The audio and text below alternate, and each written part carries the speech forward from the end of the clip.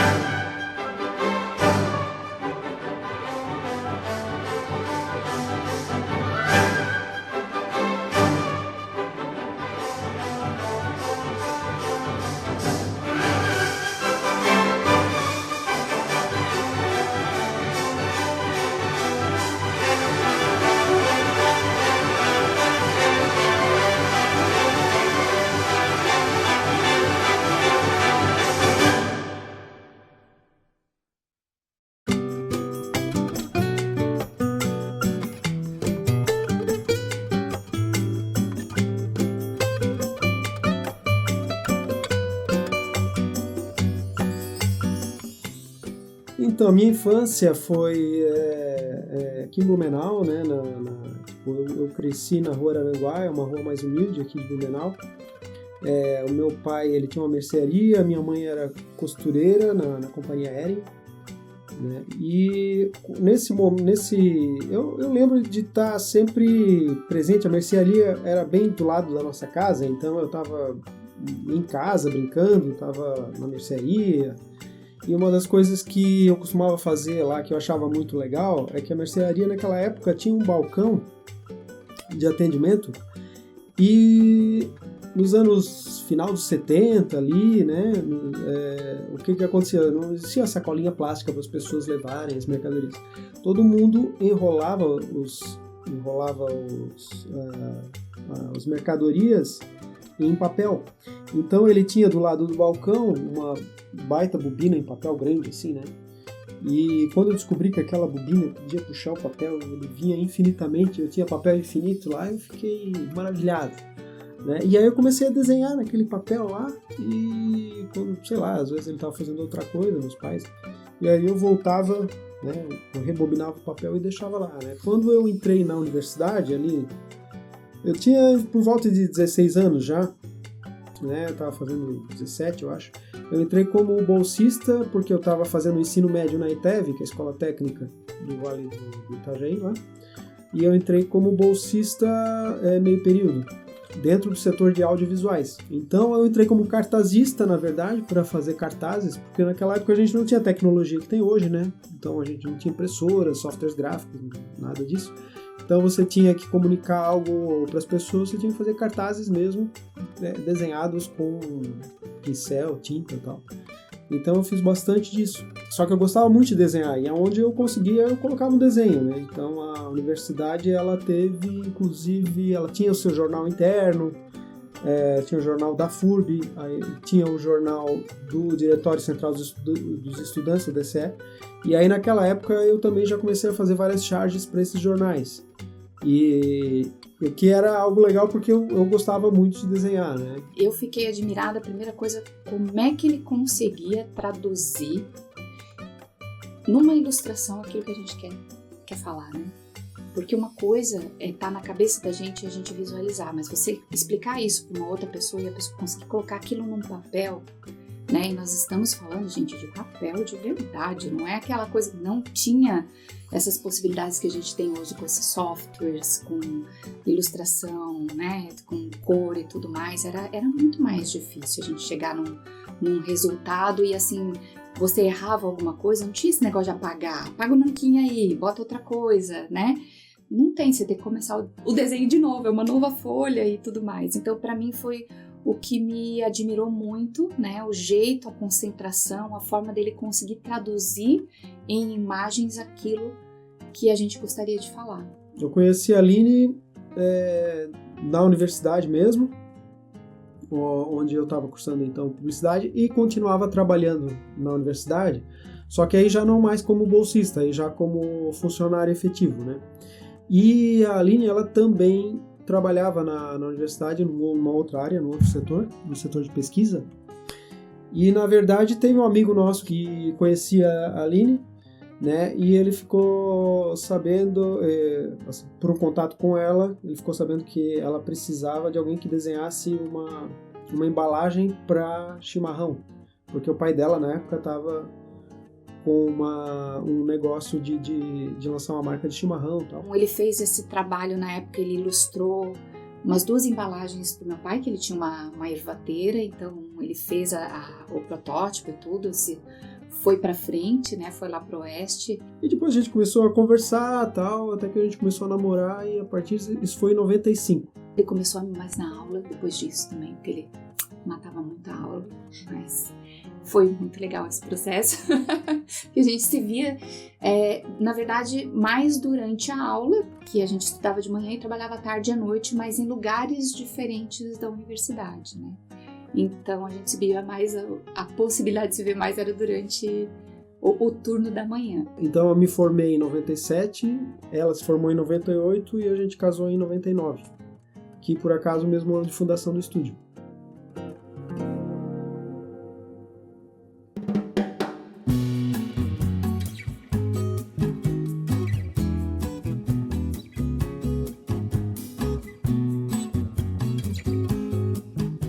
Eu estava na universidade, mas a universidade não tinha muita demanda por ilustração, que é algo que eu gostava muito de fazer, né? E aí eu fiquei sabendo de um empresário em Blumenau que tinha uma editora, que é o Jürgen Koenig. Ele tem ainda a editora Todo Livro, que é uma editora importante no país e tal. E ele publicava livros infantis, né? E ele trazia esses livros, as ilustrações dos livros da Europa. E eu fui lá conversar com ele, mostrei os meus trabalhos e tal. E aí ele disse, podemos fazer um teste aí, eu vou encomendar aí de ti uma coleção de capas, vamos fazer as capas, né?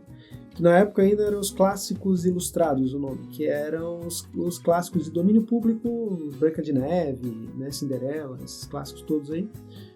E aí eu ilustrei essas capas, né? Ele levou essas capas para uma Bienal do Livro, vendeu muito bem lá, vendeu acima do que ele esperava, né, as coleções. E aí ele disse, olha, a gente vai ter bastante trabalho pela frente, né? Se você tiver afim aí, a gente começa a trabalhar junto, no sentido de que aí eu teria que sair realmente da universidade e formar a empresa, né? Então, basicamente, o estúdio começou assim com essa união entre a gente e a Todo Livro, né? Só que como entidades separadas, né? Então, a Bela Estúdio era um estúdio de ilustração e a Todo Livro era uma editora e a gente produzia para Todo Livro, né? Mas sendo uma empresa separada, a gente tinha a liberdade de fazer outros trabalhos também. Gente, eu não sei desenhar nem bolinha, nem palitinho direito. Os palitinhos ficam tortos e as bolinhas ficam meio ovo, meio, né? Então, eu vim para a Bela Estúdio, a gente começou junto, mas no registro da empresa, em todos os estudos e movimentações. Mas o Rubens veio primeiro, fez toda essa organização, a parte de produção. Eu fiquei trabalhando na universidade mais um tempo e depois vim para ajudar na parte comercial, de atendimento a cliente, nesse processo, né? Porque realmente desenhar e pintar, dou força, mas não sei fazer, não é o meu caminho. Aí o que acontece é que a animação sempre foi algo que me chamou muito a atenção, né? Desde pequeno. E estando já agora com a empresa, eu fui atrás da técnica Disney, de como é que a Disney animava, né? Eu achei o Haroldo Guimarães em São Paulo na época, e ele tinha um curso de 1 ano lá em São Paulo, uma vez por semana, algo assim, e eu fiquei no telefone, assim, enchendo o saco dele, dizendo, cara, faz um condensado aí desse curso, porque eu não posso ficar 1 ano em São Paulo, aí eu vou para aí, né, entro de manhã, saio à noite e a gente em 2 semanas cumpre a carga horária. Aí ele pensou, não, tá bom, então vamos fazer assim. Eu fui para lá e assim, abriu a cabeça de como é que a técnica de animação funciona, né? a magia da animação funciona. Com a questão da animação, aí veio uma outra estruturação, porque a gente precisou estudar e entender melhor como o mercado funcionava. A gente não tinha acesso, nossa, a gente está falando de internet hoje, que para a gente tem nosso celular, um alcance da mão, você tem o mundo inteiro, né? Mas naquela época a gente pegou essa entrada da internet, a internet de escada, que fazia aquele barulho, né? Para poder entrar, enfim, a gente tinha um tempinho só de internet e tinha pouco material. Então, quando a gente começou a tentar entender assim, como é fazer série, como é que isso se organiza, né? Foi bastante difícil essa entrada. O primeiro projeto eu diria que foi o Aventuras na Ilha da Magia, porque foi um curta-metragem onde logo depois de eu ter feito esse curso com o Haroldo, que eu voltei para Blumenau e quis passar esse conhecimento todo para as pessoas que já trabalhavam no estúdio. Então tinha muitos ilustradores ali, né, que iriam gostar de entender como é que funciona a animação e tal. E ao mesmo tempo eu abri uma oficina à noite para pessoas de fora do estúdio também. Então os exercícios eram feitos em cima das cenas do curto Aventuras na Ilha da Magia. Então esse foi o primeiro grande laboratório nosso em termos de produção de animação. O Aventuras, ele inicialmente o animatic dele tinha em torno de 14 minutos, ele acabou ficando com uns 17 no fim, com 17 minutos, porque era um curto assim, sem muito compromisso com duração, né? E aí a gente mas foi legal porque foi um trabalho bem orgânico assim. Tinha várias cenas, cada cena em animação ele é um corte de câmera, então se tem corte de câmera você tem uma cena diferente, né? E essas cenas elas são trabalhadas individualmente, então cada cena era feita por uma pessoa tal, e eu fazia a supervisão geral. Quando eu tinha mais tempo eu entrava mais a fundo, corrigia bastante coisa. Quando não tinha muito tempo, o personagem era mais secundário, eu deixava meio que eu dava alguma dica, pedia alteração para a pessoa que ilustrou lá, que fez a animação, né? Mas eu não tinha tempo de colocar a mão ali para deixar o negócio mais primoroso assim. Então foi bem legal assim o trabalho no curto. A primeira série, a primeira experiência que a gente teve, que eu acompanhei desde o início, foi a animação para a turma do Betinho Carreiro. E isso foi assim uma escola. Se você chegasse no estúdio naquela época, você ia ver um monte de araras de roupa, araras de loja, com cabides e plásticos, onde a gente colocava cenas dentro e o plástico fechava, né, e colava assim. Então tinha a parte de baixo, todas eram cenas que precisavam ser intervaladas, a parte de cima, cenas que precisavam ser posadas, aí depois tinha a parte de colorização, parte de escaneamento, então todo o processo, montagem, tudo ali. Então era assim, computadores e um monte de cabideiras, assim, com aquele monte de papel espalhados no estúdio todo. E a gente aprendeu muita coisa ali, porque era tudo feito na mão, né, na mesa de luz, o material quadro a quadro, treinamento dos animadores, foi entender como é que era o processo de animação, inclusive o processo de como a gente fazer um ramp-up, né, porque você precisa desenhar toda vez o personagem? Não, você pode deixar o corpinho e pode desenhar os braços, pode mudar a expressão, então muda só detalhes e vai aprendendo a fazer o rig no papel, né, do personagem, vai entendendo ele de uma forma diferente. O problema não era nem só os animadores, na verdade toda a estrutura a gente teve que montar, né, porque o que acontece, para animação em papel, você tinha que ter as mesas de luz para conseguir enxergar, sei lá, 3, 4 folhas, né, você acende a luz, porque cada folha é um fotograma do filme. Então você tem que conseguir enxergar 3, 4 folhas pelo menos ali para ter uma noção do que está acontecendo e tal. Então a gente montou toda uma estrutura de várias mesas de luz, assim, com disco de acrílico, encomendado mesmo em marcenaria. Eu tinha o projeto da mesa de luz, a gente encomendou numa marcenaria. E aí a gente buscou os discos de acrílico também, fizemos corte a laser na época. A gente tinha umas peg bars que a gente chama, que são réguas de registro, pinos de registro de animação, que a gente tentou fazer uma funilaria, fazer um molde com metal na época. Não ficaram muito boas, mas aí numa viagem que eu fiz para os Estados Unidos eu consegui comprar essas réguas que os caras já têm lá para vender em plástico, em réguas de plásticos, né? De plástico. Então aí a gente já tinha uma estrutura mais legal assim para trabalhar, né? O papel ele precisa ser perfurado no formato Oxberry, que é assim um furo redondo no centro e 2 furos chatos um em cada lado, né? Então a gente fez a faca e a gente mandava perfurar numa gráfica. Então a gráfica entregava os papéis já perfurados e tal.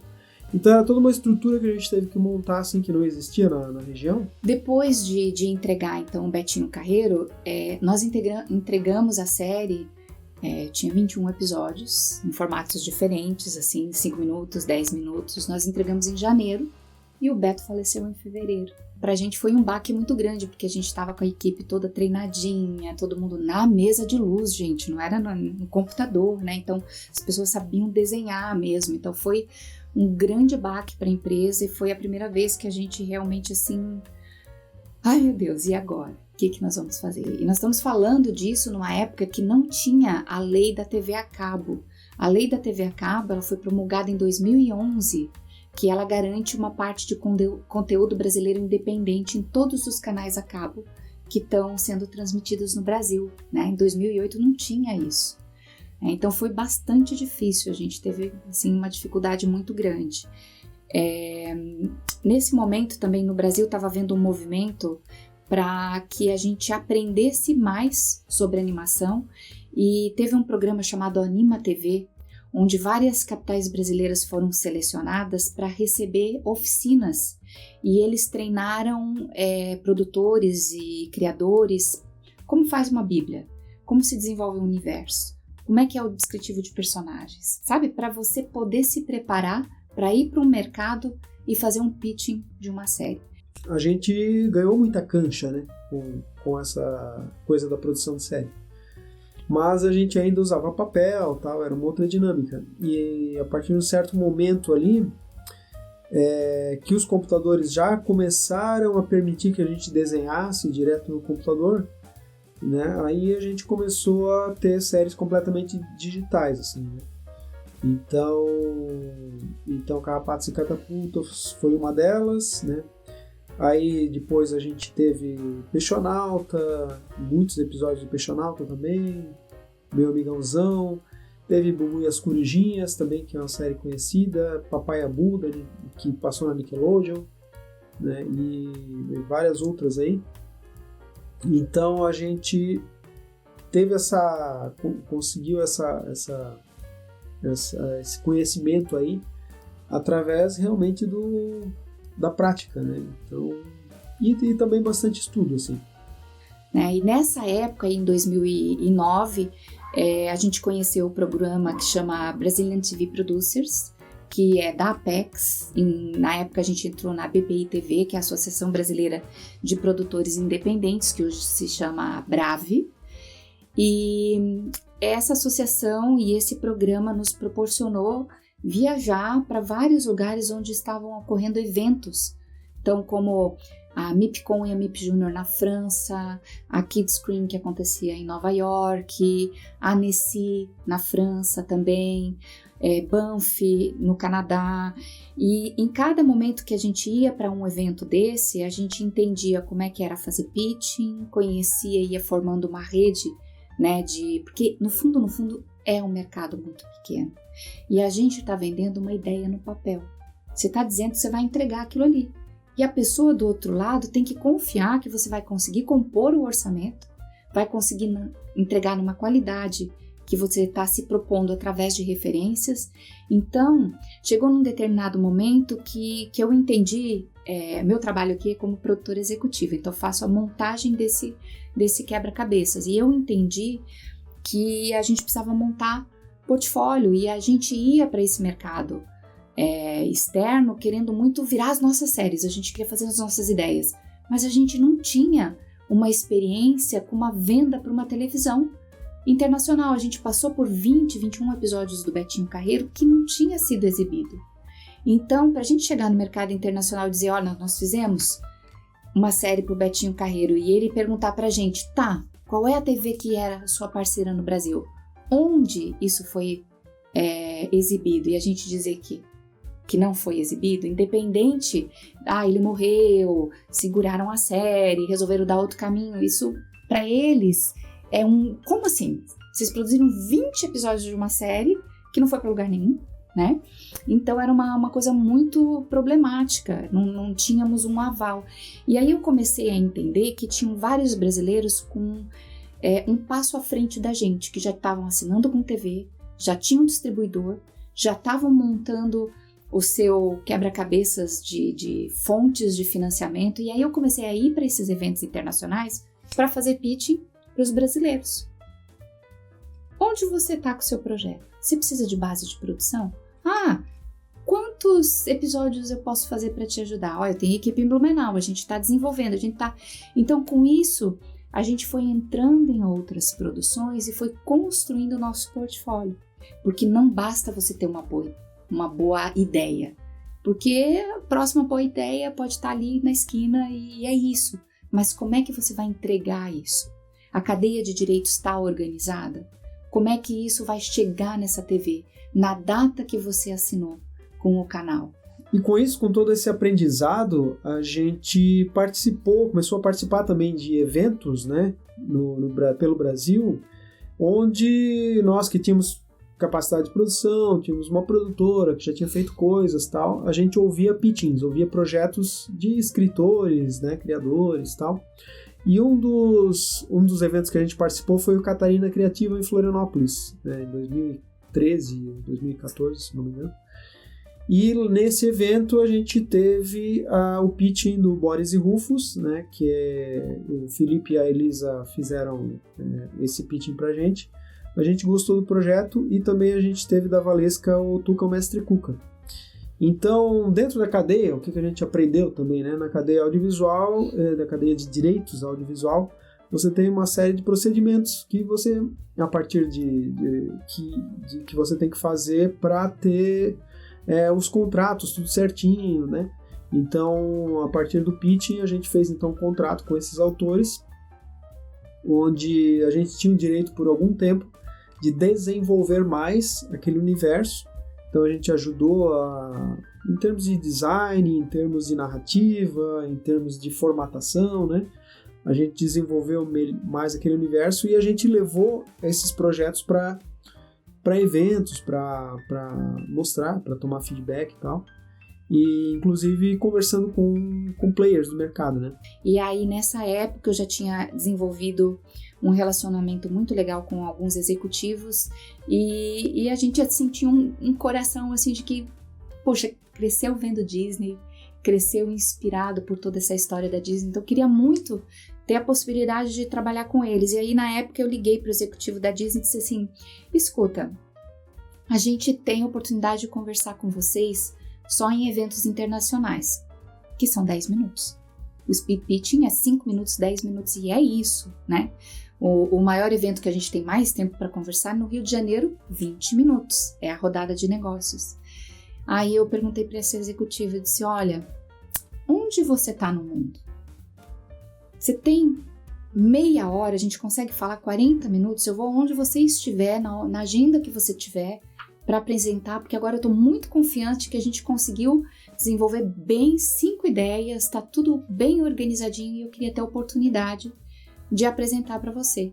Ela disse, ok, então vamos marcar, né, daqui a 3 semanas, na Argentina, fico em Buenos Aires, traz a ideia aí, e ela me deu 1 hora. Apresentei as 5 ideias em 1 hora, e ela gostou de 2, que na época era Tuca, o Mestre Cuca e Boris e Rufus. Então a Disney topou lá ser a primeira janela de exibição de Boris e Rufus, e aí a gente embarcou nessa aventura aí de captar recursos, porque a Disney não paga o valor completo, né? E também de produzir ao mesmo tempo e entregar dentro do prazo previsto. Aí eu pensei, puxa, Blumenau tem tantas empresas de TI, tem tantas empresas, né, que já tem, inclusive, são tributadas por lucro real, que podem entrar com a gente num projeto, acho que Boris e Rufus, acho que talvez tenha uma chance melhor de captar e tudo mais. Então, a gente fez um primeiro contrato com Boris e Rufus para 26 episódios, saindo em 2 línguas. A primeira língua em português e a segunda em espanhol neutro. E aí vim para Blumenau com essa questão de daqui a 2 semanas chega o contrato, e realmente veio o contrato. E a gente andou umas 3 semanas com esse contrato embaixo do braço, pensando, e agora? Porque você assina e manda de volta, e você crava uma data de entrega. Aí você tem que fazer o cronograma de trás para frente, tá? Você vai entregar quando? Em janeiro de 2018?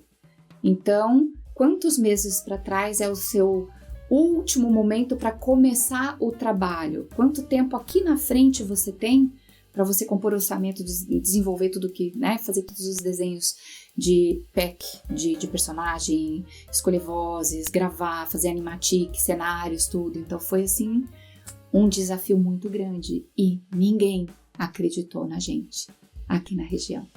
A gente chegava para as empresas para a gente fazer o pitching de Boris e Rufus e eles olhavam para a gente e diziam assim: você tem contrato com a Disney? Ah, tá, manda cópia do contrato aí que eu quero ver. Não é assim, eu posso te mandar a cópia do contrato. Então a gente precisou conversar com a Disney para a gente poder fazer uma assessoria de imprensa, para montar uma clipagem, para poder falar na imprensa, né, a Bell Studio assinou sua primeira produção, que vai ser exibida nos canais da Disney na América Latina e tudo mais. E aí a gente conseguiu a autorização de São Paulo, a autorização da Argentina e dos Estados Unidos, porque teve que fazer todo esse caminho, né? Chega em Burbank, dá o ok, volta pra gente. Com isso, a gente perdeu o ano fiscal. A gente não conseguiu mais captar naquele ano e a gente precisava começar a produção, né? Então a gente fez um processo, a gente captou no Rio de Janeiro, entrou num banco, né? Fez um financiamento através do Procult, que é um programa de financiamento do BNDES, e seguiu esse caminho para conseguir ter a série. E entregamos a série, os 26 episódios, até janeiro de 2018. Hoje está em 100 países, mais ou menos, com 12 línguas diferentes.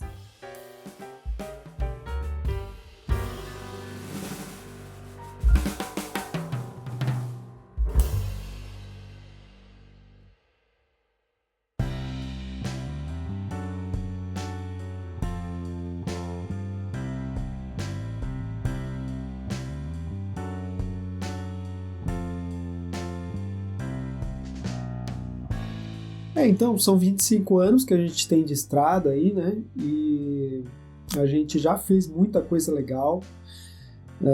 E a gente já está impactando muitas vidas, né? De muitas crianças, até algumas gerações aí que já estão um pouco mais crescidos, que a gente contrata aqui no estúdio, as pessoas falam que já conheceram o Boris, que já conheceram o Rufus, já viram os desenhos animados, então isso é uma coisa muito legal que traz muito prazer pra gente. E a gente está com vários outros novos projetos aí, que a gente chama de desenvolvimento, né? Que a gente espera muito em breve poder mostrar para todo mundo e espera continuar impactando muito mais vidas ainda. A ideia é continuar contando histórias, impactando vidas e levando um pouquinho da nossa cultura, do nosso soft power do Brasil para o mundo. É esse o nosso sonho.